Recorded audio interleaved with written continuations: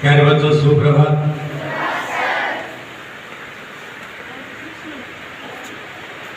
एक देश है फ्रांस। वहां एक राजा हुआ था जिसका नाम था नेपोलियन बोनापार्ट। और उसने अपने पुत्र को एक चिट्ठी लिखी।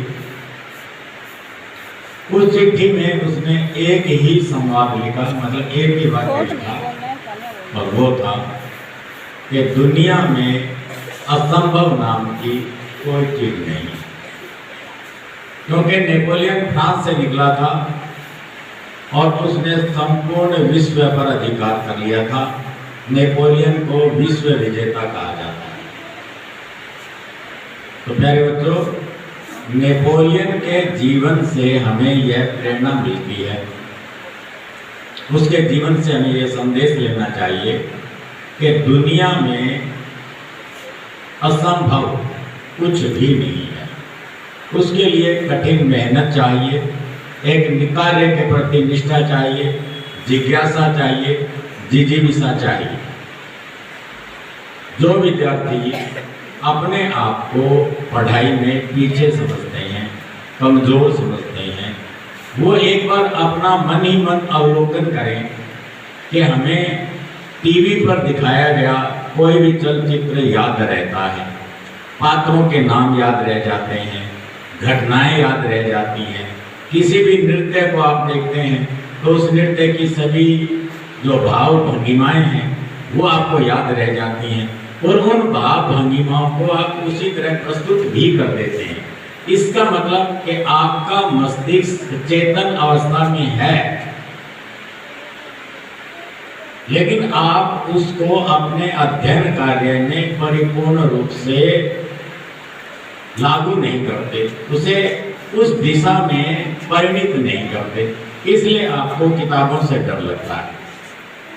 वे जो विद्यार्थी ये मानते हैं कि मैं पढ़ने में कमजोर हूँ, अथवा उसे उसका अध्यापक शिक्षक कहता है कि तेरे परीक्षा में अंक बहुत कम आते हैं, तो निश्चित वो विद्यार्थी उस पुस्तक से दूर है। यदि वह ठान ले कि मुझे इस पुस्तक को हराना है, तो आप भी विश्व विजेता बन सकते हैं। आप में किसी भी प्रकार की कोई कमी नहीं है।